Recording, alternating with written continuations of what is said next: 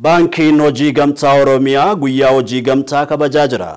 Baankichi guyyaa kana mata duree waldaalee hojii gamtaa guddina waaraaf jedhuun magaalaa Adaamaa galma Abbaa Gadaatti kabajachaa jira. Boruu Mashii Adaamaarraa gabaasa qindeesse qaba.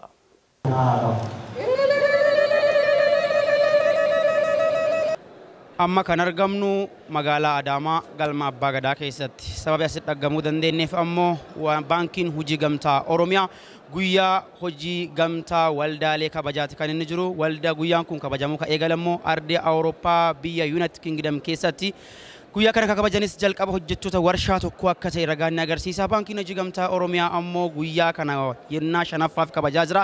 Akka idil addunyaatti ammoo jalqabni isaa walakkeessa jaarraa 18ffaa keessa akka jalqabeedha.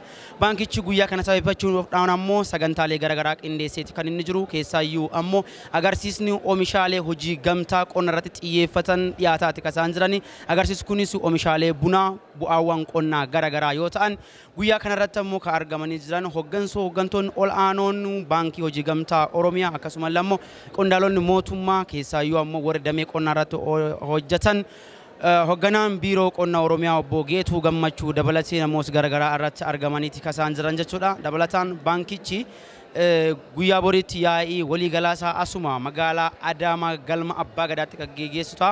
Odeeffannoo kana jala buunee kan isin biraan geennus ni ta'a jechuudha. Gabaasa qindaa'eetiif immoo Boruu Mashii magaalaa Adaamaa galma Abbaa Gadaarra.